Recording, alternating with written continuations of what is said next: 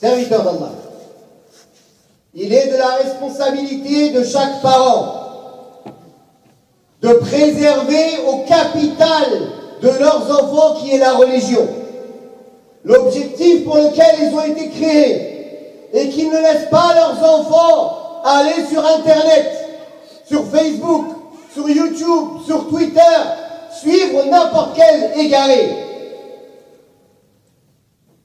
Car c'est l'outil aujourd'hui qui est utilisé par les égarés. Bien que, alhamdulillah, il y ait certaines choses bonnes et des gens de la sunna qui répondent la vérité sur ces moyens-là. Mais quand ce n'est pas contrôlé, quand on laisse un jeune homme libre aller sur n'importe quel de ces moyens de communication, de ces moyens d'enseignement par les biais modernes, alors il est perdu. Surtout avec l'éducation de la jeunesse aujourd'hui. Ils veulent tout connaître de leur propre personne. Si tu lui dis ne fais pas, il va aller faire. Tu lui dis ne suis pas ces gens-là, ne regarde pas, il va dire je vais me faire ma propre opinion. Je vais aller regarder de mes propres yeux. Je vais moi-même juger. Il y a un miskin. Quel élément, quelle connaissance tu as pour juger? La seule chose que tu vas gagner, c'est des poisons qui vont entrer dans ton cœur, alors que Allah Ta'ala t'interdit d'écouter ces gens-là.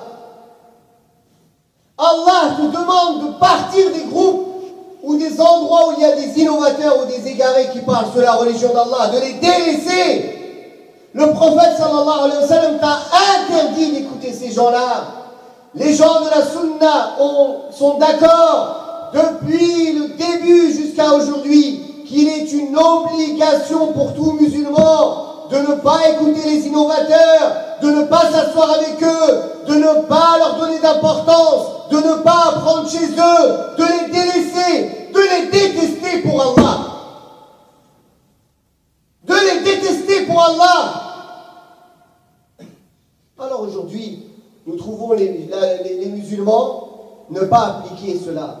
Vouloir aller rentrer dans le poison et après courir partout pour chercher une guérison. Allah t'a ordonné de t'éloigner d'abord de ce poison, serviteur d'Allah. Les parents sont responsables. Et ça, c'est une occasion. On parle de ce sujet. Mais il y a beaucoup d'autres égarements sur Internet. Toute la perversité. Tout ce qui est lié à des choses interdites en islam. Ce dont on vient de parler. Comment alors trouvons-nous des parents musulmans qui laissent leurs enfants utiliser Internet sans le surveiller? Et quand la majorité, comme vous savez en islam, le statut d'une chose est donné selon sa majorité. Si la majorité de ce qu'il y a sur Internet c'est mauvais, alors ça devient interdit si la personne n'est pas capable de se contrôler. Donc je lance ce message aux parents. Vous êtes responsables de ce que vos enfants regardent et suivent. Vous êtes responsables de chez qui vos enfants vont apprendre leur religion. Ne mettez vos enfants que dans les mains de quelqu'un de la sunna. Quelqu'un qui est connu pour son attachement à la voie du prophète sallallahu alayhi wa sallam. Quelqu'un de reconnu pour sa connaissance et son engagement dans le chemin du bien. Et non pas des inconnus. Le deuxième message, il est dirigé vers la jeunesse. Hommes et femmes.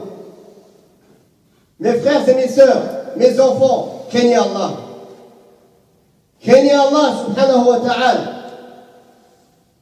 Et sachez que cette jeunesse qu'Allah tabaraka wa ta'ala vous a donnée, vous serez questionné auprès d'Allah sur cela. Comme le messager d'Allah sallallahu alayhi wa sallam a dit, les pas d'une personne ne passeront pas jusqu'à ce qu'il soit questionné sur 4 choses. Et parmi celles-là, sa jeunesse. Sa jeunesse, en quoi il l'a dépensée, en quoi il l'a perdue ou passée. Cette jeunesse, qui quand elle est utilisée à bon escient, peut être la cause de la sauver de quelqu'un, et peut-être la cause qu'une personne soit un des meilleurs auprès d'Allah, et peut-être la cause que cette personne soit sous l'ombre du trône d'Allah le jour où il n'y a d'ombre que la sienne. comme on connaît tous le hadith, que parmi les 7 qui seront ombragés, le jour où il n'y a d'ombre que l'ombre du trône d'Allah subhanahu wa ta'ala, un jeune qui a grandi dans l'adoration d'Allah. Mes frères et mes sœurs, craignez Allah, délaissez tous ces moyens qui sont la cause de votre perte. Délaissez YouTube, délaissez Twitter, délaissez Facebook, car vous n'êtes pas capable de contrôler ces choses-là. À moins que vous suiviez que des gens de confiance et vous écoutiez que des savants ou des étudiants de confiance. Mais sinon, délaissez tout cela. Laissez votre curiosité, votre mauvaise curiosité de côté, car c'est elle qui va vous mener à votre perte.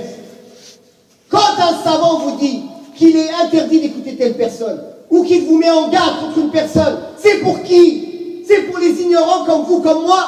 Ce n'est pas pour les savants. Les savants savent reconnaître le bien et le mal. Alors quel intérêt d'aller chercher par soi-même après?